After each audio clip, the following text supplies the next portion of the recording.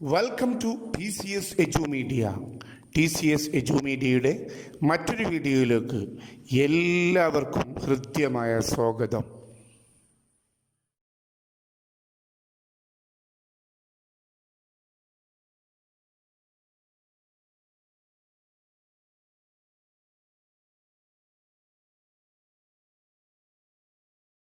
Today we are going to discuss about third chapter from geography textbook, Human Resource Development in India. Before going to this chapter, we can see some pictures of jobs.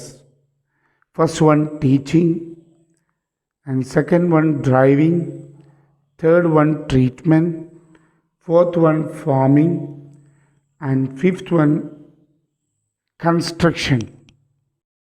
For all these jobs, we want manpower.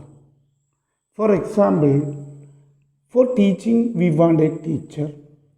For driving, we want a driver. For treatment, we want a doctor. For farming, we want a farmer. For construction, we want an engineer. From this, we can understand manpower is an important factor for all jobs.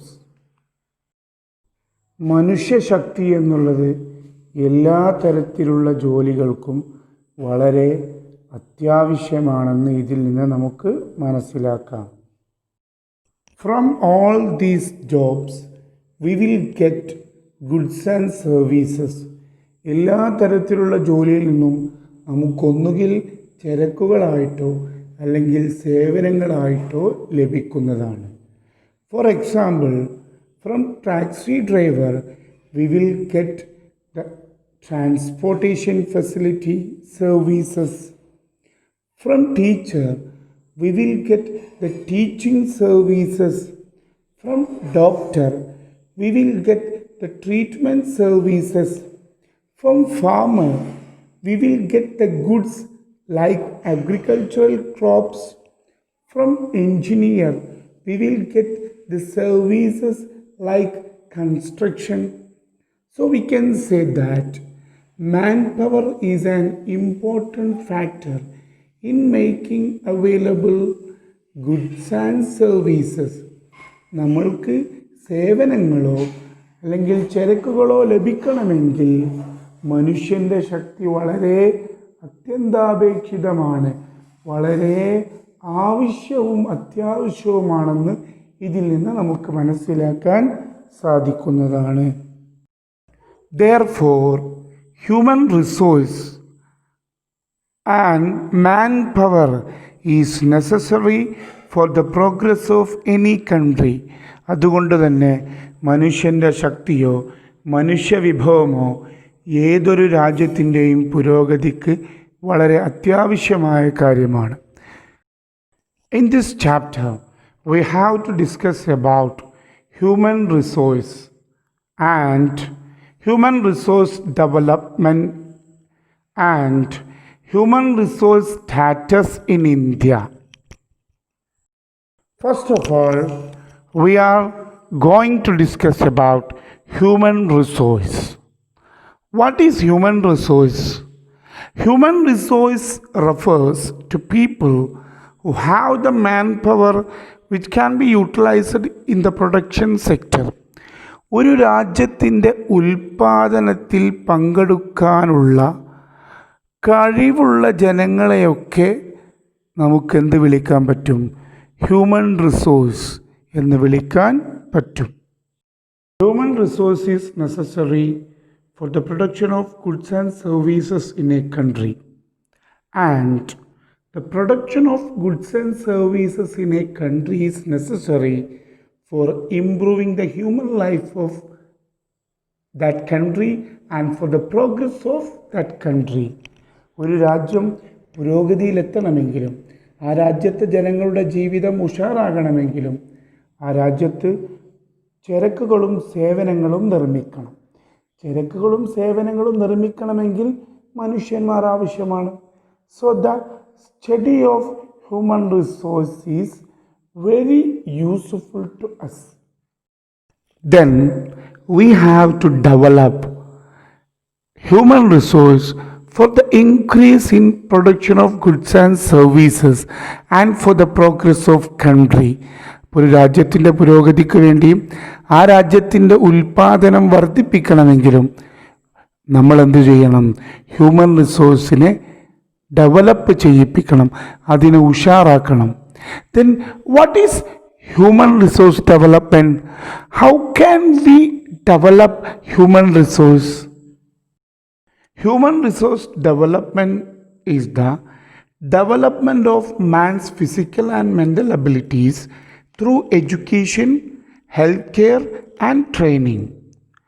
ഒരു മനുഷ്യൻ്റെ ശരീരപരവും അതുപോലെ തന്നെ ബുദ്ധിപരവുമായ കഴിവുകളെ വിദ്യാഭ്യാസത്തിലൂടെയും ആരോഗ്യത്തിലൂടെയും ട്രെയിനിങ്ങിലൂടെയും വികസിപ്പിക്കുന്നതിനെയാണ് human resource development എന്ന് പറയുന്നത്. We can develop human resource through different levels. What are the different levels of human resource development? Human resource develop ചെയ്യുന്ന വ്യത്യസ്ത രീതികൾ ഏതൊക്കെയാണ്? First one is individuals take effort to develop their own skill. ഓരോ വ്യക്തിയും അവൻ്റെ കഴിവുകളെ വികസിപ്പിക്കാൻ പരിശ്രമിക്കുന്നു. Through this we can develop human resource. Second one, family creates an environment for the development of the potential of individual. ഓരോ വ്യക്തിയുടെയും കഴിവിനെ വികസിപ്പിച്ചെടുക്കാൻ അവൻ്റെ കുടുംബം അതിനുള്ള സൗകര്യങ്ങളും സന്ദർഭങ്ങളും ഉണ്ടാക്കി കൊടുക്കുന്നു. Through this we can also develop human resource. The third one, there is various institutions and agencies that provide facilities for education and training. വിദ്യാഭ്യാസവും ട്രെയിനിങ്ങും നൽകുന്ന വ്യത്യസ്ത സ്ഥാപനങ്ങളും ഏജൻസികളും നമ്മുടെ നാട്ടിലുണ്ട്. Through these we can also develop human resource. And the fourth one, nation provides the necessary facilities for its people to develop their skill. സ്വന്തം രാജ്യം തന്നെ ആ രാജ്യത്തുള്ള ജനങ്ങളുടെ കഴിവുകൾ വർദ്ധിപ്പിക്കാൻ വേണ്ടി ഒരുപാട് സൗകര്യങ്ങൾ ആ രാജ്യത്തുള്ള ജനങ്ങൾക്ക് ചെയ്തു കൊടുക്കുന്നു.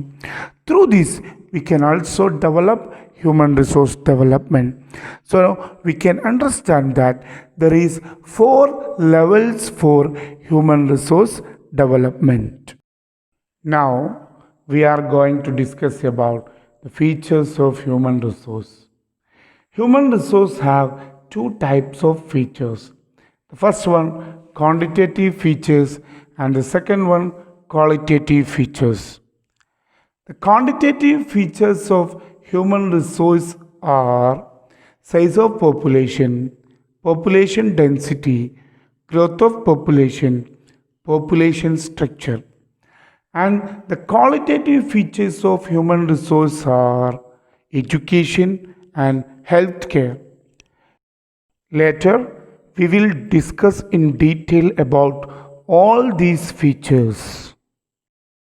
The first quantitative feature of human resource is size of population. What is size of population? Size of population refers to the total number of people residing in a country at a particular time. ഒരു നിശ്ചിത കാലത്ത് ഒരു രാജ്യത്ത് താമസിക്കുന്ന മൊത്തം ജനങ്ങളുടെ എണ്ണത്തിനെയാണ് നമ്മൾ size of population എന്ന് പറയുന്നത്.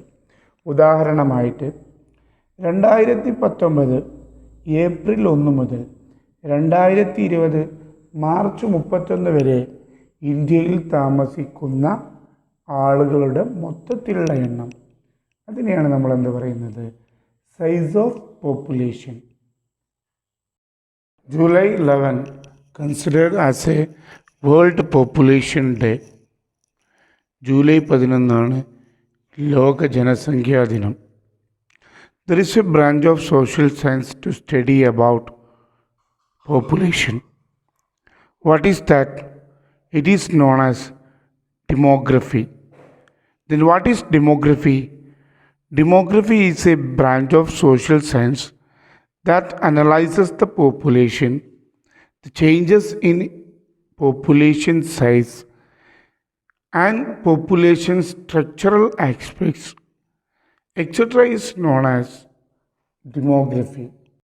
Every country collects the information about their population. This activity is known as population census. Then, what is population census? Broadly, we can say that every country collects information on the number of people in the country and their age, sex, socio-economic status, etc., and analysis these at specific intervals of time. ഒരു പ്രത്യേക കാലത്ത് ഒരു നാട്ടിലെ ജനങ്ങളെക്കുറിച്ചും അവരുടെ വയസ്സിനെക്കുറിച്ചും അവരുടെ ലിംഗത്തെക്കുറിച്ചും ആണാണോ പെണ്ണാണോ എന്നുള്ളതിനെക്കുറിച്ചും അതുപോലെ സാമൂഹികവും സാമ്പത്തികവുമായ അവരുടെ സ്റ്റാറ്റസിനെക്കുറിച്ചും ഒക്കെ ഉള്ള വിവരങ്ങൾ കളക്ട് ചെയ്യുകയും ഇതിനെ അനലൈസ് ചെയ്യുകയും ചെയ്യുന്ന ഒരു പരിപാടിക്ക് പറയുന്ന പേരാണ് population census. Then the population census is every country collects information on the number of people in the country and their age, sex, and socio-economic status and analyzes these at specific intervals of time. This activity is known as population census. In India, population census is conducted once in 10 years. ഓരോ 10 വർഷം കൂടുമ്പോഴുമാണ് ഇന്ത്യയിൽ population census നടക്കുന്നത്.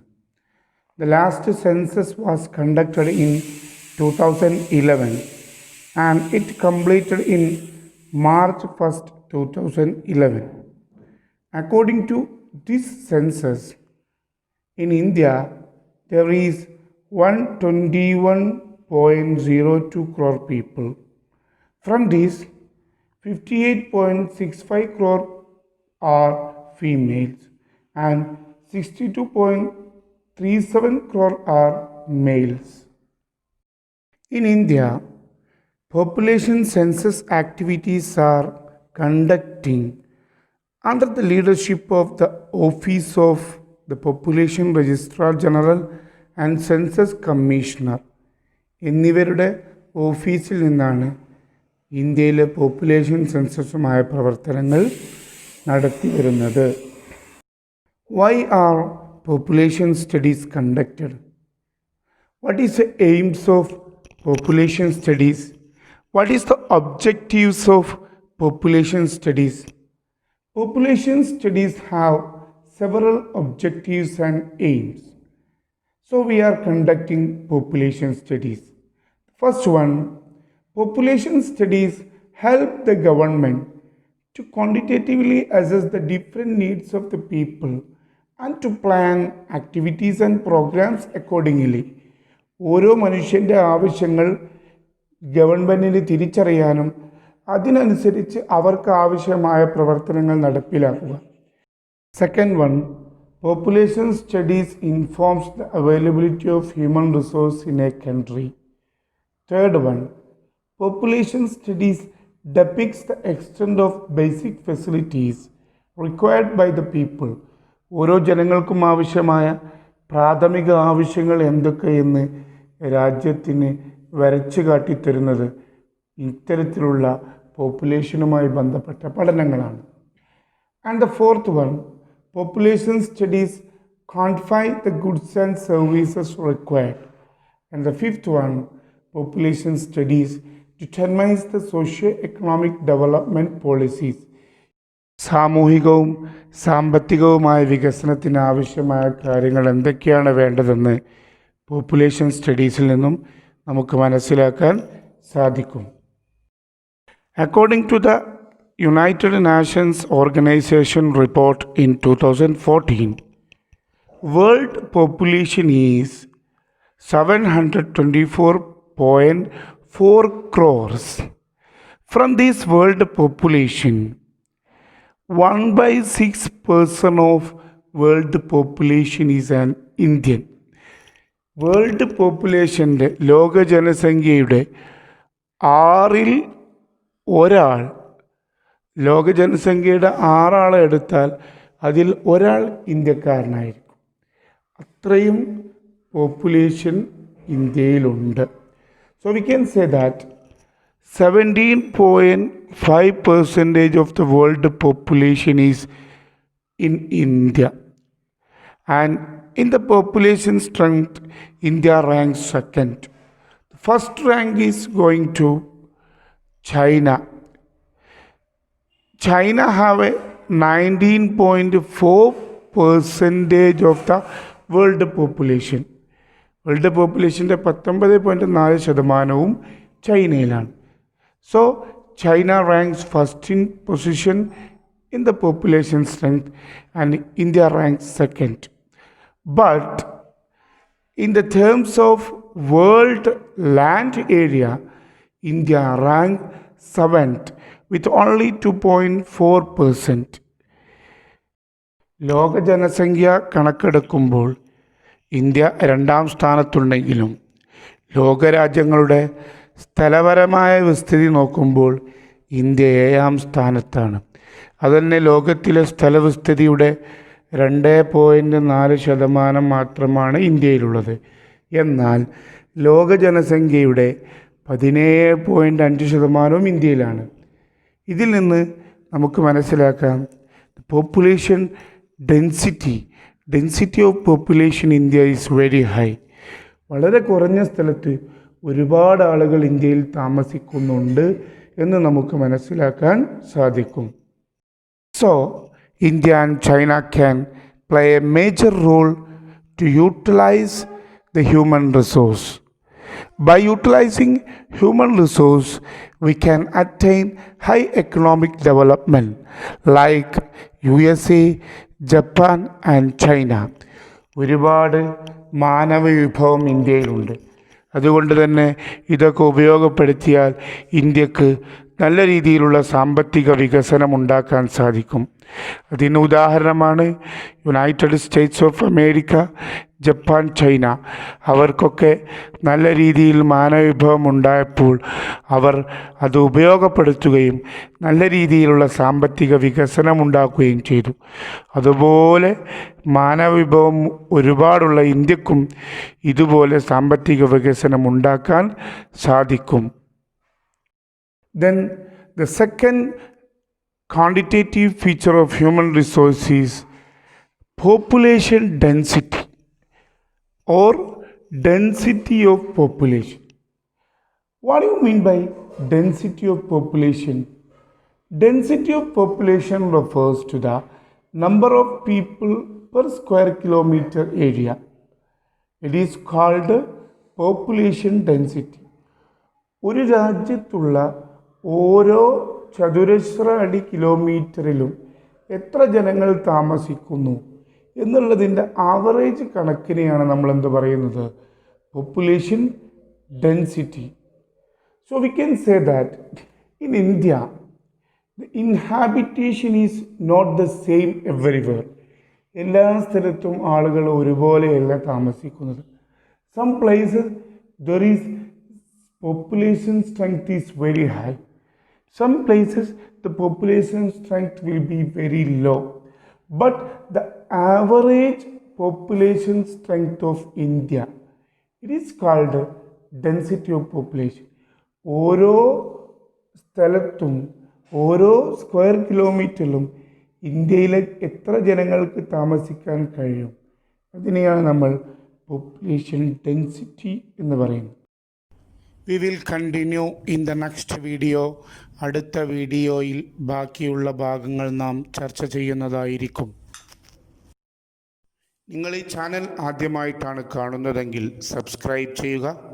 അടുത്തുള്ള ബെല്ലൈക്കണും കൂടെ അമർത്തിയാൽ ഞങ്ങൾ ചെയ്യുന്ന എല്ലാ വീഡിയോസും നിങ്ങളുടെ ഫോണിൽ നോട്ടിഫിക്കേഷനായി എത്തുന്നതാണ്. ഇഷ്ടപ്പെട്ടാൽ ലൈക്ക് ചെയ്യുക.